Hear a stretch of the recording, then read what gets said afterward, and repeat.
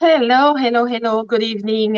Here, Coach Lisa Prudy. Tonight, I am with my friend and brother Freddy, and we're coming back to you with another episode of The Smart Move. And we cannot start this episode without thanking you for, watching, for sharing, and also for giving us your feedback. A lot of you have been sending us comments, messages, input, and we love that. Some of you have shared your own experience, about the topics that we discussed previously. And we definitely love that. Please keep those coming and also keep sending us some topic suggestions, things that you would like us to talk about.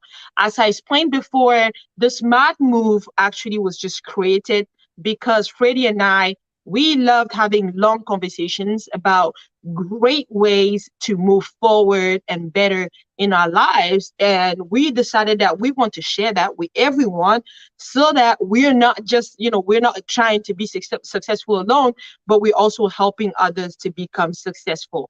So if you already know everything and you're comfortable where you are and you enjoy your life the way it is, this podcast is not for you. You're going to be bored and you're not even going to like us.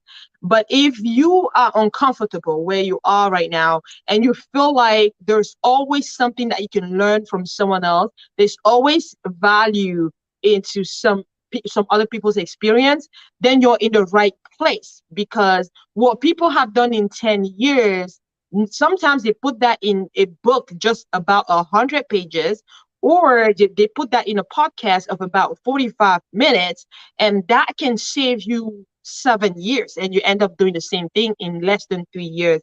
So if you have that mindset, a learning mindset, then you're in the right place. And the disclaimer that I always give you before we start is that we do not sit here and think that we know everything.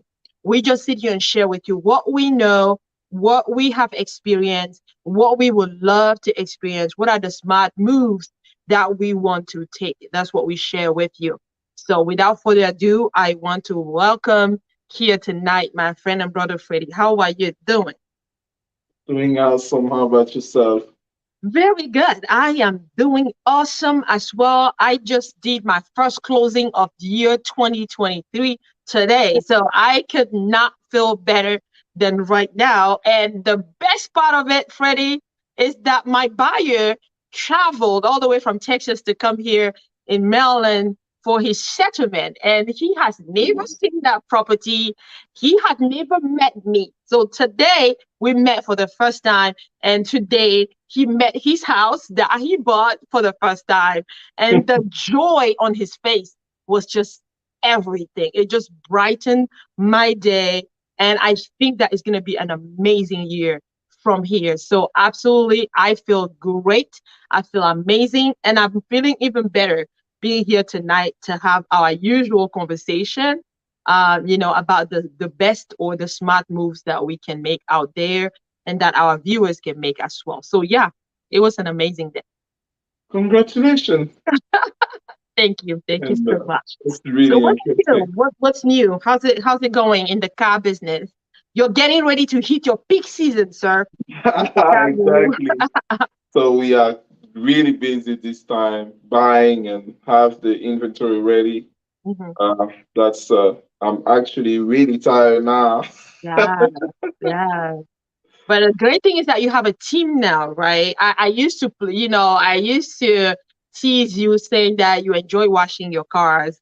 And, when you first started, you and your wife were doing everything, but you guys do have a team now and you even get to enjoy vacations, family time out of town and all that while your team continues to work. That's when you know you have a business. So I hope your team is helping you out and you guys are ready to make some millions tax season this year. They do, but as I always said, I like to detail cars. So even though we have a team, I still enjoy doing that part of the process. Yeah, yeah, Yeah, that's awesome. Anyway, I know you enjoy and you're passionate about cars. That's why you started this business. So I'm happy for you that your peak season is here and we're gonna definitely see a lot of people purchasing new cars in a few days when they get their when they tax get their return. check, their tax refund. Although Mhm. we wish that rather than going and putting that straight on the car, they should probably invest that and take the money out of the investment and then buy the car. But anyway, well, that's a talk for another day. Today, you and I, we are talking about comfort zone. And again, you're the one that came up with that brilliant topic. Why? Why comfort zone? There's nothing great happening outside of your comfort zone. Yeah, that's right. Yeah, If you in, stay, if yeah, you stay in the in your comfort comfort zone. zone, So nothing can happen. Yeah, yeah, nothing great can happen. Absolutely. There's actually there's a saying that success is actually on the other side of your comfort zone. comfort zone, and that's right. Exactly. It's really, really, really on the other side, hiding behind your comfort zone, just waiting for you to get out of your comfort zone. So if you were to define or just explain what the comfort zone is, what would that be? Well, being comfortable is. Let me just take a simple example. Yeah. Like me, for example, I'm not comfortable doing what I'm doing right now, and you know that. So I Oh, decided you mean to not comfortable? I was gonna think not comfortable in selling cars, but no, you mean comfortable being here for this podcast and having to exactly, speak. Okay, I see. exactly, Hmm. like what I told you about, like even in the car business, I would rather being in the back detailing cars and have them ready than Mm, talking to customers. got it. That's something. And then I discovered lately that you cannot get to a certain level if you are not comfortable talking with people. That's right. That's like Powerful. the Very selling powerful what you just said. part of every, that's the 100% of everything. You have to be able to sit down with people and Hmm. talk. Yeah. And I'm getting out of my comfort zone right now because I Yeah. was really comfortable always being behind the scene, know how to talk to anybody and just do my thing. But at some point, if you want to get to some level, you have to actually do what makes you very uncomfortable, because That's right. being in the That's front of camera or right. talking to a big audience, that Hmm. makes me very like super nervous, and it makes me very uncomfortable. Yeah. So this is a right example, just telling to people, because in life in general, we enjoy stay in the field that we master. Like if we know Hmm. how to do things, like some people even they like to stay in the crowd where they have to talk to somebody about what they do. But if you take them to another subject, like another topic, they are totally lost. Right. And this is really bad, because you sometimes have to step out of what you know already Hmm. and do something new or talk Okay. about something new. Right. Absolutely. Yeah, Yeah. that's amazing. Thank you for taking that example on yourself. I remember when we were discussing starting this podcast, you had mentioned to me that you're very, very uncomfortable in front of a camera or even just for public speaking. And and because you're uncomfortable doing that, that's the main reason why you want to do it. Hmm. And that's very, very important. That's really, really the mindset that you need to have, because everything starts in the mind, right? All the blockage that we have starts from the mind. All the passion, all the drive, the determination, it starts in the mind. We have intentions before we take actions. So it's intentions, drive, action. So it's very, very important to understand that. So when we talk about comfort zone, it's something that you do all the time that it doesn't make you get out of your way or get out of your out of your comfort. For example, some people drive the same car, they park in the same spot, they go to the same job for 20 years. And so when you go to Target and you talk to them, they tell you, "Oh, I've been here for 30 years, I built this company, we started this location." At the same time, the person is still a cashier and the person has been there for 30 years. The person is happy, being there at, at Target for 30 years, parking in the same parking spot, driving the same car, living in the same neighborhood, having the same friends, watching the same TV shows, The Housewife of something something, going to church and sitting in the exact same corner in church, and actually going to the same church all the time in the same neighborhood. Like, there is nothing that you're going to, no different results that you're going to get if you keep doing the same thing over and over and over and over again. In fact, that's what the definition of insanity is. Now, are we saying that somebody staying in the same company for 30 years is not going to be happy? If you're happy being there, please stay there. In fact, some people really enjoy living a very simple life. I'm very serious. Like, not everybody wants to have a glamorous life and, live this high level and high standard life. Not everybody has that kind of drive and or that even that kind of desire. I understand that. But this we're doing here, what we're doing here tonight is for those who do have the desire. They desire a better life. They want to drive a Lamborghini. When they see somebody that lives in a mansion, they want to live in a mansion. They love it. That's why when you see this new show about real estate, selling sunset, and you have all those beautiful ladies selling real estate, big mansions, millions of dollars in Los Angeles, or Beverly Hills or whatever. A lot of people are excited to see those beautiful houses. They desire those beautiful things. They see those ladies with designer bags, designer shoes, and all of that. They desire that. However, they are comfortable where they are. Okay, they don't want to get out of there. However, they want something better without making the effort towards that thing. That's where the problem lies.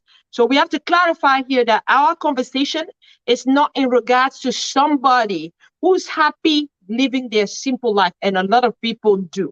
So if you love your job, you've been there for 10 years, and you make $15 an hour, and you're happy doing that, please keep doing that. But if you're unhappy where you are, we're going to give you the recipe tonight. How do you change from where you're unhappy, from that comfort zone? How do you get out of there? That's what we're going to talk about tonight. And Let that me will only happen if you do a few things that we're going to discuss. We're also going to give you some examples. So I don't know if that makes it a little bit clearer, Freddie, like how you, people think, right? We you have two talk about categories. Yeah. the life of John. John was overnight stalker when I started Giant, my first job in the Mm-hmm. United States. So John has been with Giant for 22 years. So we were doing overnight stalker, an older guy, and every night at some point when I was walking to the different aisle, he was talking to himself, kicking boxes and cursing about on the boxes like fucking fuck that job. And one day I asked him, like, how long have you been here? He told me 22 years. I'm like, do you like what you do? He was like, shit, hell. I'm like, so why are you doing the same thing every day? You show up on time for 22 years, kicking boxes, talking to yourself, cursing anybody. And he asked me one day why I'm young, why I should start another job. And like, I was like, so you are telling me that you've been here for 22 years and asking me that the person that just started, why I signed up for that. So I, what I want to say here, it's I do not think some people will be comfortable doing like a shitty job for 22 years and claiming that they just want to live a simple life. Because honestly, there's no such thing as a simple life. Because most of the people that live that kind of life, every time you are going to see them, they are going to complain about something. Mm, If it's not the company they work for, it's going to be the government, or it's going to be you coming from Africa trying to take their jobs. It's always going to be something. mm. So I don't really think like I will have to disagree on that. But if someone in the audience feel like they've been doing that and they really enjoy it, we can have them to come and tell their Yeah, story, how they yeah, feel. definitely. I If think we need that. I agree with yeah, you, Freddie, that yes, we need some testimonies like of yeah, people who enjoy doing jobs that are not well paid and they just enjoy it because it makes them happy.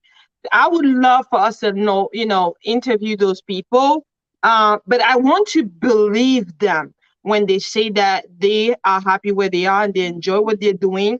When I first started, when I became a life coach, and I started on Facebook and I started doing motivational live streaming and all of that, a lot of people changed their lives and the way they did things. A lot of people improved their lives. A lot of people started businesses, started pursuing their dreams and things like that and getting better. There was a small portion of people that were naysayers, that were always criticizing and being like, what is she talking about? Who does she think she is? And one of them said that, she says that people are happy being CNA, doing CNA jobs, caregivers and all of that for 11 or $12 an hour. She has to understand that some people are happy doing that. And so and she said that not everybody aspires to become a millionaire. And at the time, I remember when I was talking about it on that, during that live streaming, I mhm, took the example of my husband, and I said that my husband he has a medical degree. He is an orthopedic surgeon. It took him 10 years or something, a little bit more, to become an orthopedic surgeon. Then he came to the United States and went back to medical school. And now he also has another doctorate in chiropractic medicine. And at the time, I was saying, even to my own husband, I tell him, honey, you cannot be happy just being a doctor. If you are a doctor, your question should be, um, if I'm a doctor and I'm making six figure being a doctor, what more can I do to have more impact in the world and to make even more money and make my family have a more even more comfortable life? And at first, he's a very passionate person about, when it comes to medicine, because even me, I love school, but I'm not about to go to medical school twice. In fact, even just going once, I can't. So, I mean, I am so impressed. Like, he's the most impressive person I know to go do two doctorates. I can't. I haven't been able to do even just one because I don't have that patience to be doing all the research and all that. I want to be out there making my money. Please allow me. So when I go and sell a house today and then I'm being paid $12,000, I want to see that money go into my account tomorrow. I'm not trying to do a research all my life, but he is very patient and he loves that. So it was tough for him to understand that you can't just be a doctor and that's it. He was like, but being a doctor is a great achievement. I said, yeah, but it's not enough. You can do even more. And so exactly. he finally got used to that idea because he's married to me. And so he was like, okay, I'll look into it. But guess what? Now I don't have breaks because every time my husband will call me at this 10 times a day. Every time he has a new idea, honey, I think I'm going to do this. I think I'm going to open offices here. I think somebody is selling an office in this city. I think that we should open like 10 chiropractic offices. And we have to go to, and he comes back with strategies. My husband is nothing about marketing or any, he is as shy as you are, Freddie. Like he doesn't like to communicate or be in front of camera.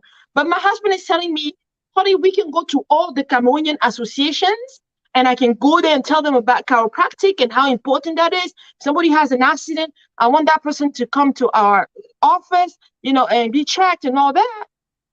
And their insurance is going to take care of that. And I was like, honey, you sure you want to go to those? Are you going to talk? And she said, yeah, yeah, yeah, I'm ready. I'm ready to talk. I am completely impressed. Like, I can't recognize this person. But he had to get out of his comfort zone, right? Because at first he was so scared. He was like, "Oh, English is a huge barrier for me. I speak French and Russian. That's all I speak." And I'm like, "Honey, you're gonna speak English. You're in America. Unless you want to take me to Russia, I'm not. I'm not about to go live in Russia right now. Unless you want to take me back to Africa." Our children went to Africa. They couldn't stay there for 2 years. They were sick every day, every day, every day. So we're stuck here. So you better get used to it. But now he speaks English, and I just listen to him like, oh my goodness, some words that I have to go find, a dictionary to understand.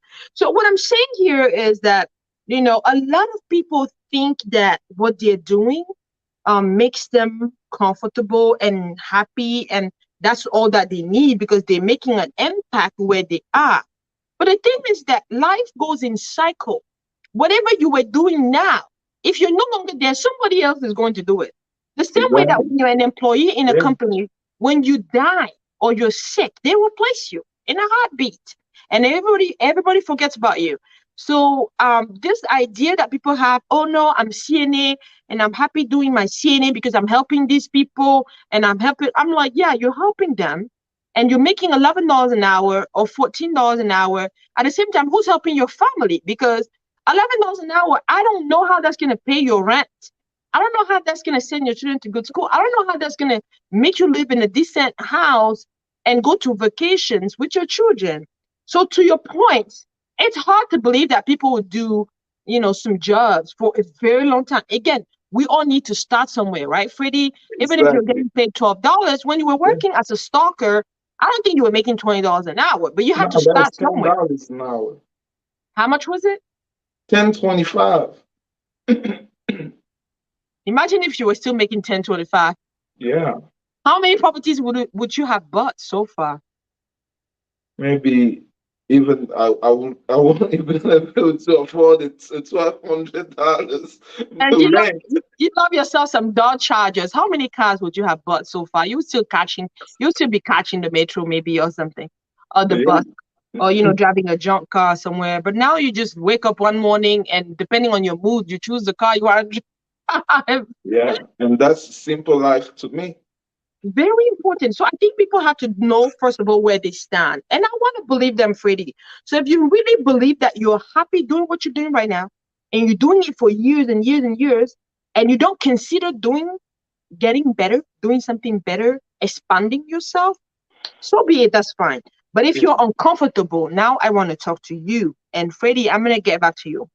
What are some of the reasons why people stay in their comfort zone? What are some of the reasons why they don't get out of their comfort zone? The denial. That's the first reason. Because Mm. sometimes people cannot even accept that they are like in trouble, if I want to Mm. put it that way. Because Mm-hmm. if you cannot accept that you've been doing the same thing for years and it's not working, and you are lying to yourself that you want to have a simple life for whatever reason you take, is what will going that attitude will keep you in the comfort zone. Mm-hmm. Because first of all, you don't even accept that you are doing something wrong Right. or that you are going to change anything. Mm-hmm.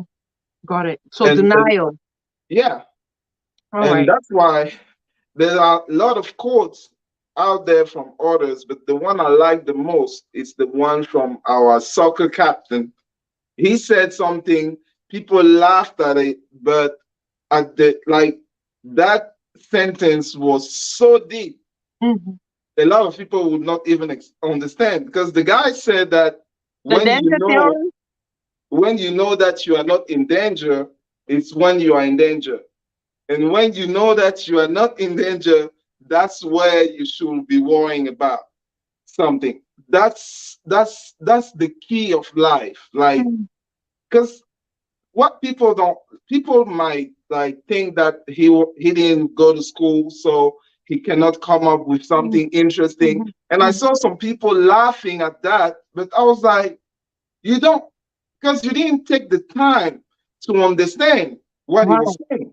No, it's very deep. 'Cause, It was very yeah, deep, that's really, the Freddie. comfort zone. Like, Mhm. if you stay somewhere, you are very comfortable, you think that you are safe, and then something happened, and you figured like you are in a job, for example, and you think that, okay, here I'm making good money, I already paid, I just bought my house, I drive a nice car. What will happen when one morning you come to work and they tell you that you are fired? That's right. Yeah. What would happen? That's when depression Now starts. you are going to find that that day that you stayed in your comfort zone, so you thought that you were not in danger. That's where you're going to realize that you are in real danger.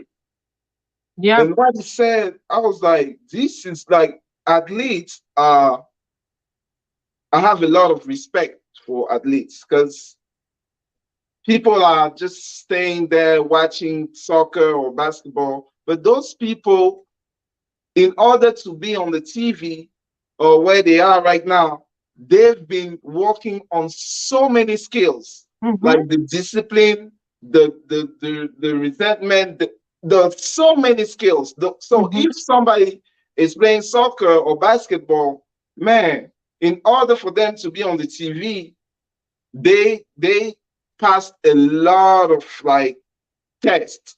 Mm-hmm. So once a professional athlete says something, I always pay very close Oh attention yeah. because Absolutely. these things are, those guys, they are superhuman, if I can Mm-hmm. say that, because they Mm-hmm. do what most people cannot do. Yeah, that's absolutely right. And when the Yes, gentleman, the captain you're talking about is the captain of Cameroonian soccer team, soccer team, yeah, Rigobert Rigobert Song Song. that when he said that when you don't know that you're in danger, that's when Yeah, you're really in danger. yeah, Because if you're so comfortable at your job, you think that you have job security until one morning, you're acting like the boss of everybody. You get there, you disrespect everyone until one day they don't ever need you again. You're the one that missed your holiday parties. You're the one that weren't there for your children because you were working overtime. You were the one doing all of that.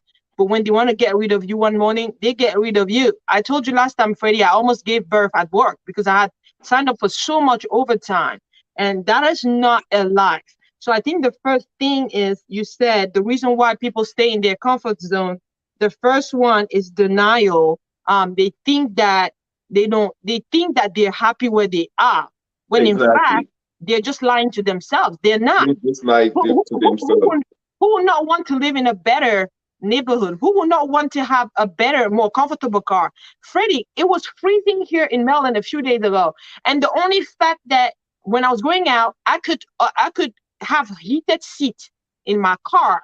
My car is leather, and it's premium leather. I love my Mercedes GL, but when it's cold, you feel that cold more than somebody who has a basic Nissan with cloth.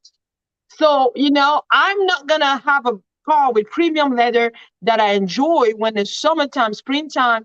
But then when it's winter, I have to start suffering. So the only fact that I could have that heated seat, that's a feature that, I love because I can sit in my car and go show houses. I know that as soon as I sit in my car, I'm gonna be warm. I'm gonna be comfortable. Who would not be comfortable taking their children or their spouse to a better restaurant for a better experience? Who will not Exactly. be happy to travel the world and go to some other places? Who will not be happy to have so much money that since they want a simple life, they could live their simple life and then give that money to help other people that are in Exactly. need out there. So one day, Freddie, somebody told me that all the poor, like all the poor people there that are deliberately poor. Because some people are poor because they're children, they're 16-year-old, 15-year-old, they're in a family that is poor. Like they don't have a choice, that's where they are until they grow up and make their decisions. But when people deliberately choose to live a basic poor life, when they have their two hands, their two hands and their two The, feet, the and they have functional their brain. sound mind, and they can go to school, they can get trainings, they can have businesses, they can have opportunities, but they choose to live in their comfort zone. The person told me that that is the definition of selfishness, because Exactly. there's so many things that the world could have benefited from you. Imagine the pleasure that we have every time that we see those soccer players, every time we see those basketball players. But the one that passed away, Kobe Bryant, we all see him as a legend because of his work ethics. Because the guy will go to, he will get to the training, he will get to training before everyone. He will leave training after everyone. And even when he goes home, he's going to keep training. And when he's not training, he's looking for mentoring. He's bugging Jordan every single day, even at 2 a.m., asking him questions so that he knows how to get better, so that he learns what Jordan did to be the legend that he is, so that he can become a legend too. Now, if you tell me that, okay, you sing your and you look at what Kobe Bryant did, and you are amazed, what's your reason for just sitting there and being comfortable, just watching your life pass you by? That is being selfish, because there is something great that you could have done out there. Freddie, there are absolutely amazing things that people can achieve out there. There's a lady that I saw on Instagram a few days ago. I'll try to find her name and send you. I'm sure you're gonna love her. The lady, I think it's Nikki's Kitchen or something like that. Nique, and she's based in Atlanta. I'm telling you, there are great things happening there. I sometimes I feel like I should have been born in Atlanta. But I mean, they are amazing. They are creative. The lady would create a piece of art with kitchen, like with food, and Wow. it's so beautiful to watch. Like even just the way she sets everything, the way she presents everything, it's an art. You feel like you're in a theater and just watching something beautiful in front of you. That is something unique. I have been around, but I haven't seen something as beautiful. And there's so many other people out there that are so skilled. You watching us today, you have a skill that other people don't have. And the world is missing out on that. Now, if you die today and you're buried, all of that is buried with you. And now that is the definition of selfishness. So I think it's important that people understand, if you don't get outside of your comfort zone, you're being selfish. That's the second thing to remember. But I know that another thing that happens that make people stay in their comfort zone is fear. And that's actually the I think that's the most important part. And I want you to touch on that. The reason why I talk about fear is because some people do actually have the desire to have a better life, right? To build wealth, to be happy, to exercise, to have friends, to even go speak to a girl. Do you know that some people die out there single just because they were scared Yeah. of going and to talk to a lady? You have to be sharp. My husband was my friend, and I went to have a conversation with him. Like one day, we went to a restaurant. We were going to church together, do everything together. He would come to my place, and I'll make dinner. He would eat at my place. He was divorced. I was divorced, and we were friends, and I was dating. So I'll come and I'll tell him stories about this one is this one is that, that one is, I don't think this, I don't think that. The guy is just smiling, laughing. And then so one day I told him, okay, so I think we have to like go over the list of suitors and see which one is best, because I think I have to make a decision and just pick the one that is, best for me, and I'll just let everyone else go. And he was like, okay, no problem. Tell me what's going on with this one and that one and that one. I told him all the story. When I finished telling him the story, he said, okay, so in everything that you said here, I don't see where you put my name. I said, why? Why should I put your name? So that's it. That same day, everybody else from my list disappeared, and he became the only man in my life because he was bold enough to kick everybody else's ass. And when he kicked them out, he tried to understand like what happened with my marriage, what happened with this person, what happened with that person.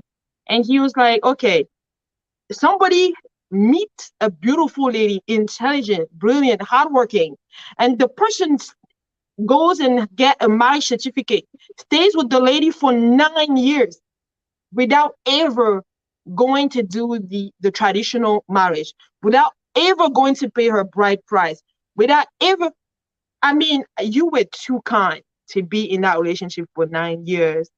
3 months into my relationship, I think 3 or 6 months, I don't even remember, into my relationship, my husband proposed to me. Six, actually 3 months in the relationship, he proposed to me. And 6 months into the relationship, he sent his family members to go see my family and start everything that needed to be done for the traditional wedding, for the bride price to be paid, for everything to be paid. And 6 months, I was officially traditionally married to him.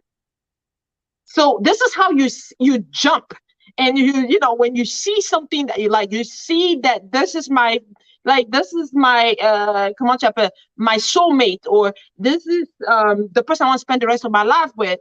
This person is amazing. I'm not gonna stay behind and be Take shy. the chance to I'm let not going to somebody. speak up. So he spoke up because if he didn't, I was about to pick one person on that list. And I'm that kind of person. I am in my comfort zone when it comes to relationship. So if I'm already in a relationship, unless someone is about to kill me in that relationship, I'm sitting in that relationship. Like it's right of the or die.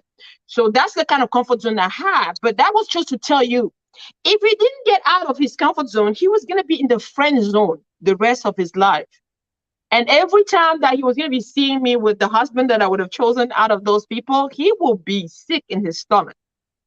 So that is just to give you an example, Freddie. But go ahead and tell me about the fears. Like, give me some examples that make Well, people stay in their comfort zone I because of think fear. the fear is always in your mind, and people have to understand that.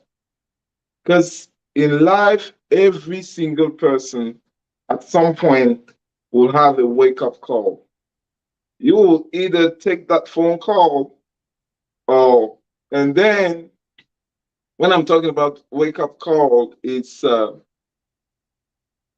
this is not this is not an example that is going to work, but let me tell you about my story because people think that I don't feel the cold, for example, Mm-hmm. and I don't.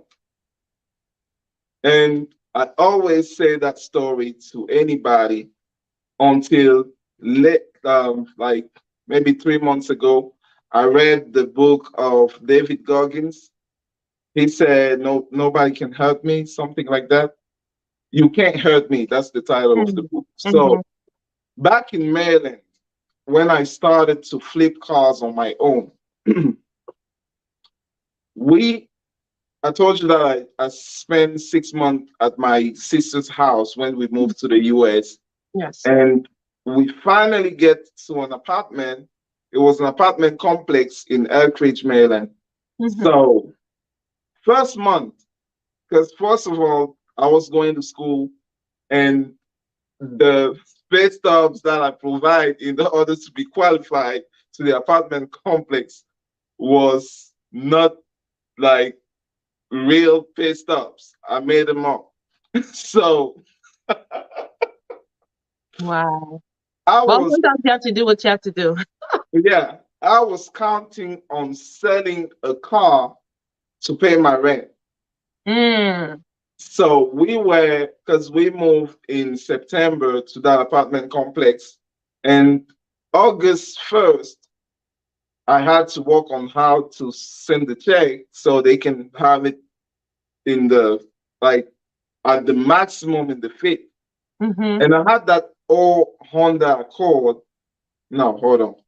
That it wasn't in September because we Mm-hmm. moved. We spent no, November, Mm. December was the first month that we Mm-hmm. had to pay the rent. That's a cold month. So I was out there with my Honda Odyssey that needed the serpentine belt because it's as soon as you start the car, it starts a very loud squeaking Noise. noise. Yeah. So I start to Google it, and they say that you have to replace the serpentine belt first. We are on the 2nd of December. I still don't know where the rent is going to come from. I'm like, if somebody comes and try to start this car, they're not gonna buy it. So I went out there, going to Advanced Auto Part. I bought the serpentine belt. I rent the tools to replace it myself.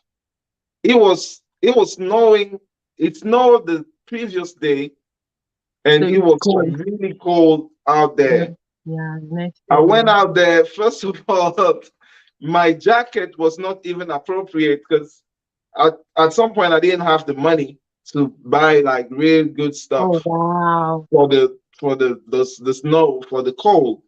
So I went out there and I started to work on that car with no experience because I didn't even start the school yet. We rent that place. I was still delivering pizza. So no experience. I'm with my phone trying to YouTube it and trying to do the work. And I changed the belt. It took me about 4 hours on the cold just to get that done. Just to say here that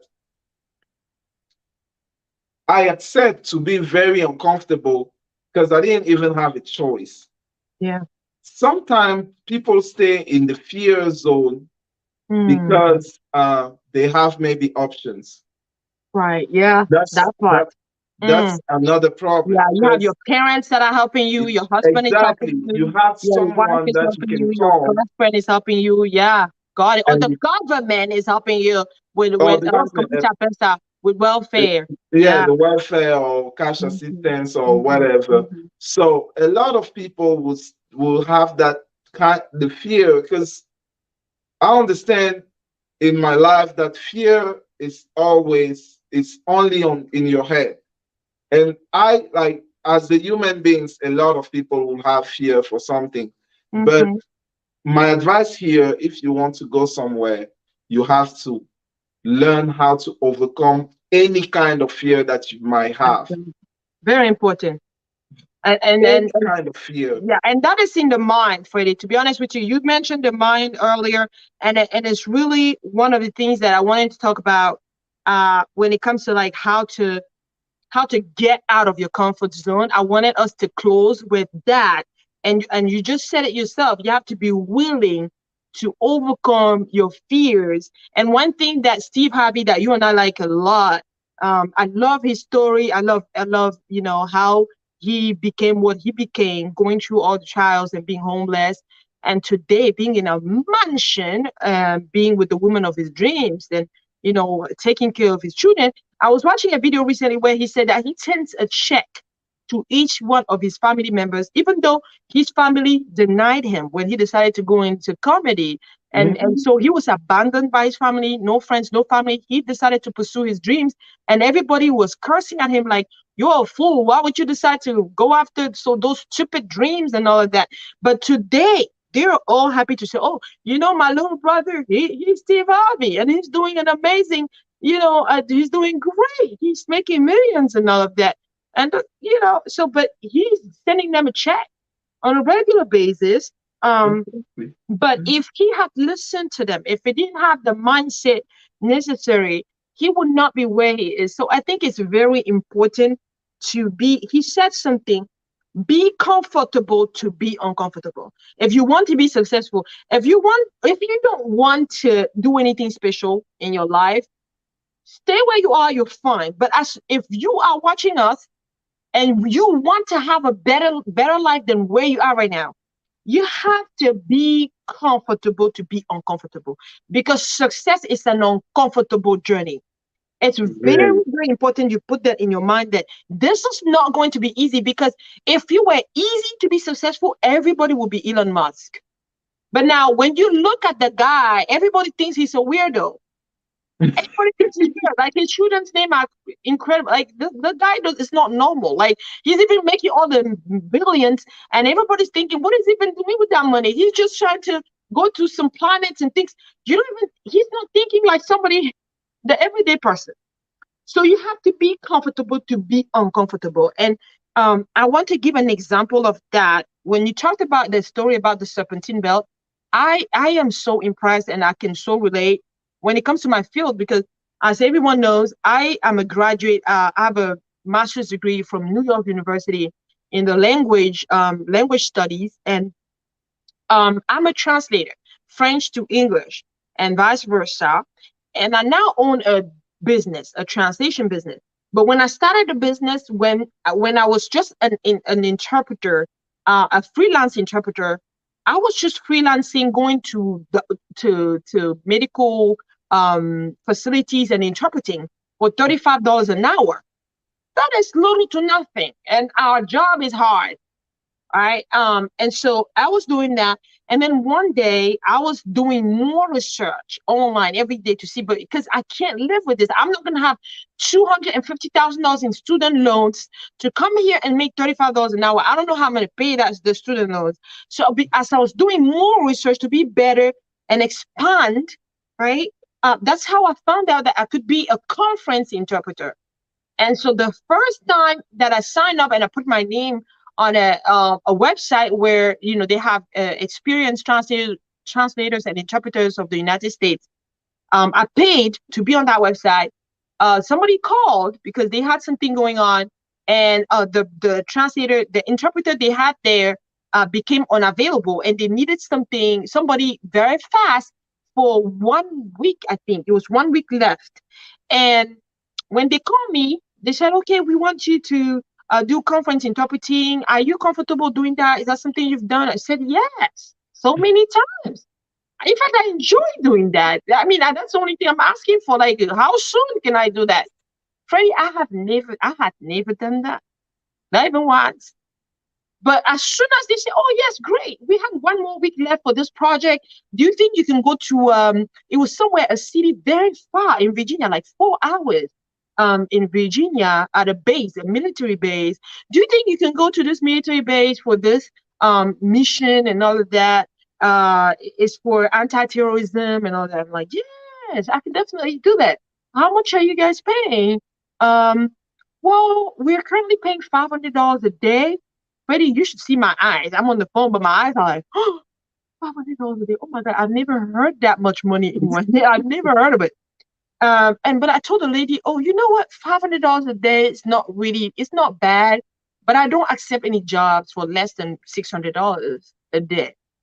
Freddie, I made 35 bucks per hour at the hospital, which means that even if I stayed at the hospital for 10 hours, I was gonna be paid 350. Mhm. But I told that lady, "No, I don't make anything less than 600." Man, they're in need. They need somebody to come finish the last week. I'm an interpreter. I've never done conference interpreting. I'll figure it out. So Freddie, Okay. as soon as the lady said, "Okay, no problem, we'll make it work. That's fine. We look at your resume and that's awesome. And you went to New York University. That's great. So we're gonna put you on the assignment, even though the budget was only 500, but we'll try to make an exception." I said, "Okay, no problem. We'll make arrangement. Can you be at the hotel by 8 a.m. tomorrow? All of that. We'll take care of everything, mileage, hotel, everything." And I'm like, "Yes, definitely. Count me in. Who's the contact person?" I took the contact person, the other interpreter who's going to be the lead interpreter, Freddie. As soon as I had my name down there, everything signed, everything. You know what? I spent the night doing all the research I could do about conference interpreting, Mhm. training that night myself, like talking to myself to like how a conference interpreter is supposed to be, asking tons of questions to the other interpreter and asking, "Okay, so what is the subject matter and things like that? What are the specifics? What's the environment? Can you describe?" She described everything. We are in booth. We're gonna be in the same booth, you and I, and we're gonna be partners. And you're gonna be first. I'm gonna be first. You're gonna be second. We're gonna switch every 20 minutes. She explained all of that. So by the time I got there, I was like, I've been doing this all my life. In fact, Right. nobody there, unless I tell them, knew that I was new to this thing. But I was determined to not continue to make $35 an hour. I was hungry, like Les Brown. I don't know if it's Les Brown. Yeah, Les Brown said I Yeah. was hungry, my brother. So I had to do what I had to do. And the next level of getting outside of my comfort zone of just going, I was happy going to the hospital all the time, going to Children's Hospital in DC. It was like something that I was proud of. Like I'll be sape every day. I'll put a suit on and everything. And then I'll go to Children's Hospital and I'll be so excited to be the interpreter of those little kids and and the hospital there and the facility is beautiful. And everybody says, oh, Obama comes here with Michelle Obama every year to see the kids and all of that. Like, yay, I am so honored to be in a place where Michelle Obama and Barack comes all the time to see the kids. At the same time, I'm making $35 and that's not gonna achieve my dreams. So I had to get out of thinking that, that was all to get to the next level. So I think another thing is that people don't know what they deserve. They limit what they do. They think that where they are right now is the best that they can have. They don't even know that they deserve more. We did not even know that we deserve to have a black president until we had a black president. We don't even know that we deserve to have a woman president until the day that we're probably going to have one. There's so many things that we don't even know that we deserve, but it's right there for us. So I think it's important that people understand the kind of mindset that they need to have. You deserve better than what you have right now. You deserve what Exactly. you ask for. Last time you said to people, go ask. What you ask for is what you're going to get. Go Yeah. ask for it. You can get it. So be comfortable to be uncomfortable. I don't know if that makes sense, Freddie. Very. Yeah. Yeah. Because You said that's it well. even when it comes to starting a business, it's the same thing. I had to ask myself if these people are paying me 600 and they're happy to pay me the 600 very fast. How much are they charging the government? How much are they charging those government agencies? If they Right. give 600, they're probably getting 1,000 somewhere. That's how I started my agency. But I was so scared. I was like, oh my God, how am I gonna do this? The paperwork and all of that, But I thought, there's something that I need people to remember tonight. Your dreams have to be bigger than your fears. And my dreams were big and bigger. And all the naysayers and all the people that were giving me a hard time and telling me how I live in my bandana and all that, those people were in my mind every day. So I had to dream bigger than my fears so that I could take myself to the level that I think that I deserve. And so my dreams are always bigger than my fears. And every time that I have a big dream, I make it happen. The first time that I thought I was going to buy a house that is valued $500,000, within a year, I got that house, less than a year. The next time that I thought I was going to get a house in a neighborhood where houses are valued close to $1 million, I got that house. And it's funny how I got a house because somebody, was telling me about, oh, I know that your kids and you guys love Potomac and all of that, but here in Hagerstown, we have a Potomac here, man. Like in Hagerstown, it's a beautiful area with beautiful houses that you're gonna love. You're gonna think you are in Potomac. So go check it out. And I asked him, what's the name? And he said it's called Black Rock. And I started looking for BlackRock everywhere, and I kept going to the wrong places. I couldn't find BlackRock. Like even if you Google it, it can't really take you specifically to BlackRock. So one day I asked him, "Can you explain exactly where BlackRock is? Because the way you're describing those houses, I need to see them, right? And Mhm.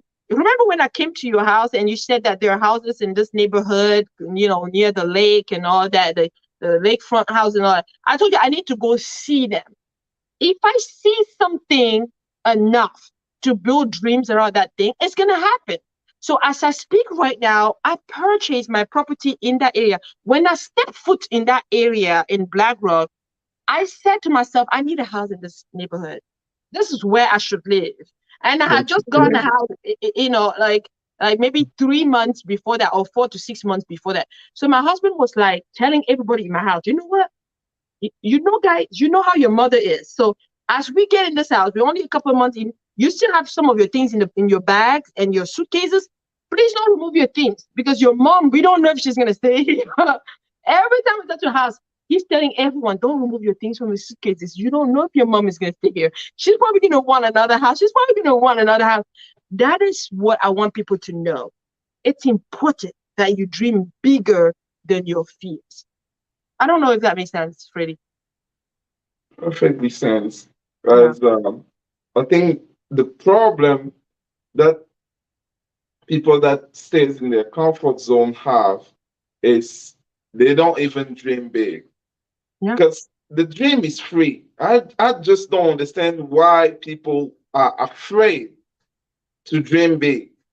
Because the bigger you dream, the closer you get to what you've been dreaming of.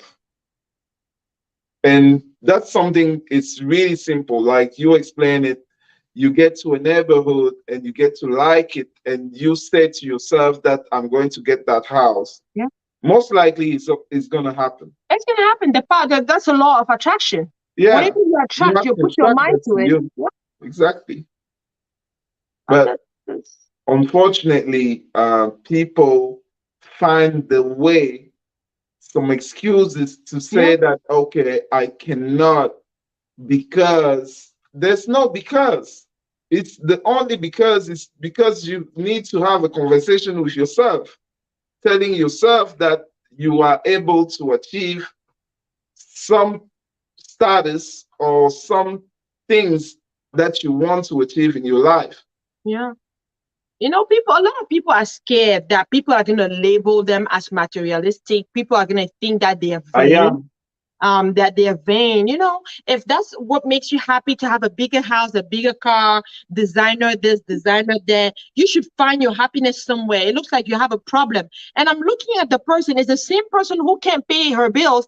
And it's the same person who comes to my house and asks me, oh, Lisa, can you help me? I need help. I just lost my grandma. I need some money to be able to travel back home. So I'm wondering, I'm the one who's vain, who's materialistic, who spends sleepless nights trying to make more money.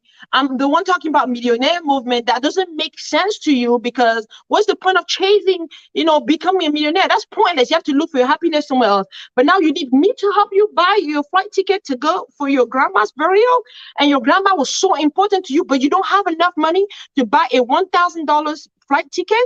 That is a problem. It's important. I was watching Les Brown, and he said that it is important that before you are boxed up and buried, that you also box up and bury your fears before you're buried yourself, because otherwise you will be buried with all the gifts that you have. I Yeah. always tell people that we are all born with the car of our dreams in a garage somewhere, and God has given us the key for that. If you dream of a BMW Everyone. or a Lamborghini or whatever, God has given you the key to exactly that, and it's sitting there for you. However, nobody's going to come and start that car for you. You're going to have to go start that car. If your fear is that I don't know how to operate the car, that's when you go look up, how do I go to a driving school and learn how to drive a car so that I can get a learner's permit, then get a driver's license, then start driving. Which is taking me to the last thing that I should recommend here. Take action. It doesn't matter what we tell you tonight. When I used to do conferences, I tell people, formation sans action n'est que pure distraction, which means training without applying is absolutely a waste of time. It's It just is. a pure distraction. It's just you. It's just like you watching a movie, and it's not adding anything onto your life. So it's important that out of everything that we said tonight, if you don't remember anything, remember to take action. It doesn't matter how small. If you wanted to become a real estate agent, go look up, how do I become a real estate agent in Wisconsin? How do I become a real estate agent in Minnesota? I need to take a training, a certain number of hours. Where can I take the training? How much is it? Can I save that money to go take that training?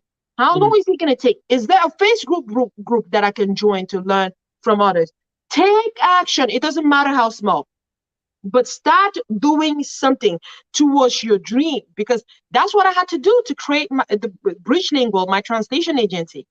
And as soon as I did that, I told you, Freddie, my first contract came from the government for the translation of documents, and some of the contracts that they gave us were for languages that we didn't even have the linguists for, but we had to go find them. So it doesn't matter what your fears are, just make sure that you make your dreams bigger than those fears and that you take action. When I was becoming a realtor, I got my license in 2018. I didn't start representing people right away because I was scared. When you look at being a realtor, like there is a pile of paperwork. Like it's about 60 page an average of a contract.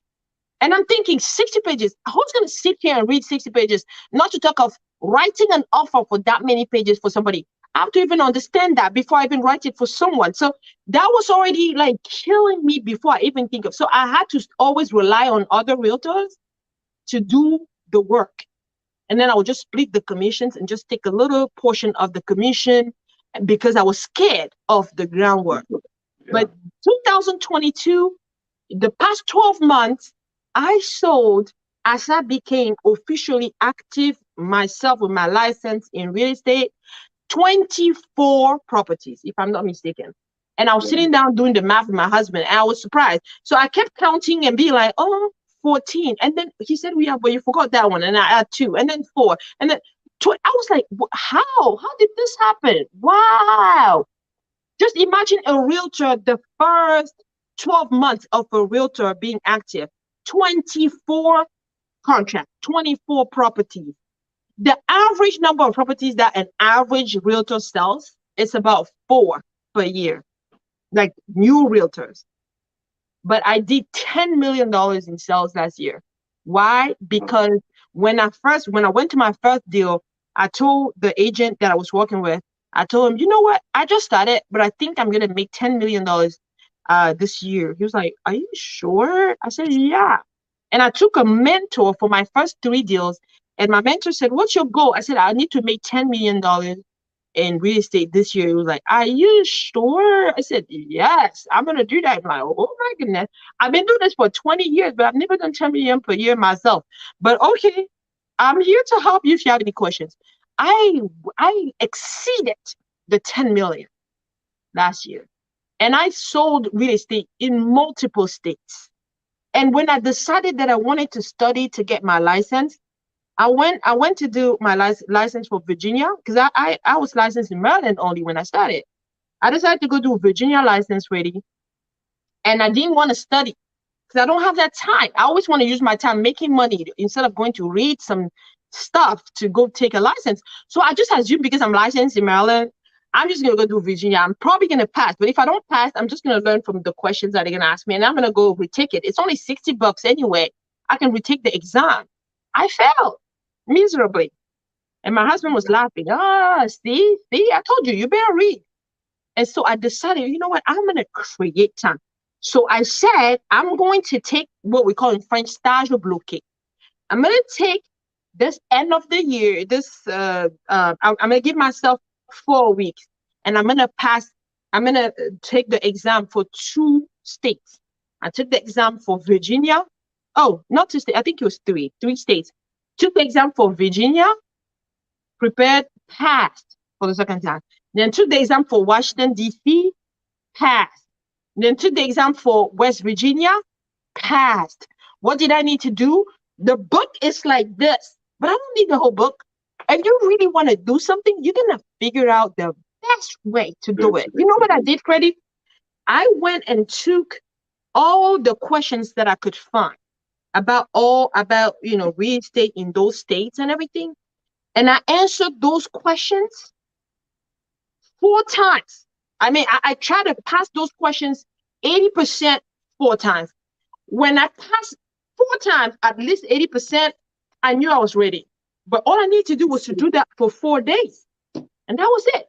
So if you really put your mind into anything that you want to do, anything at all, do not let your comfort zone prevent you from reaching your goals or achieving your dreams.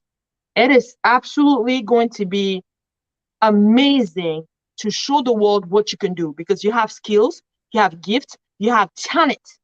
That Lamborghini is waiting for you. You just need to take your key, go find some training, learn how to drive it, go and start your Lamborghini. But until you start it, it's just going to sit there and be rotting. Your gift is sitting there and rotting. And we don't want that. Right, Freddie? No. Absolutely not. Any closing words? I just want to say to anybody that listen, we like because we want to give you something actionable, and that's something that I love the most. If you want to get out of your comfort zone, the simple things to do is to go ahead and do things that you don't like to do, Yeah, or the fear that you have. If you have the fear of water, it's maybe time for you this year to start taking some swimming class. If you have the fear of height, it's maybe time for you to go jump out of. You can start with the bungee cord because I did that, and the feeling that you have after that is amazing. I can't even explain because it will open a part of your mind that you didn't know that existed. Yeah, So if today something really simple that you can apply, if you don't know how to, you have fear of water, you don't know how to swim, you take a swimming class. yeah, That's the first step. And then if you don't like the height, they are you can do roller coasters. That's another thing that can help you to unlock that part of your brain yeah. that keep you stuck. Right. That's awesome. Yeah, anything that you're scared of doing, start doing it. Exactly. Is what Freddie's telling you right Yes. now. And Freddie, you were talking about water, and I just want to close with this anecdote of when I came to your place and you took us on your boat. And when I got back, my husband was laughing. He was like, "You really went on a boat? You're so scared of water." I remember the first time that I went on a boat with you, you were so scared, and you said you were never gonna do that again. You don't like the boat, you don't like the water, you don't like all of that. How did you get on that boat and toured the entire lake and then got back without being scared? And nobody in that boat with you knew that I was scared or that anything.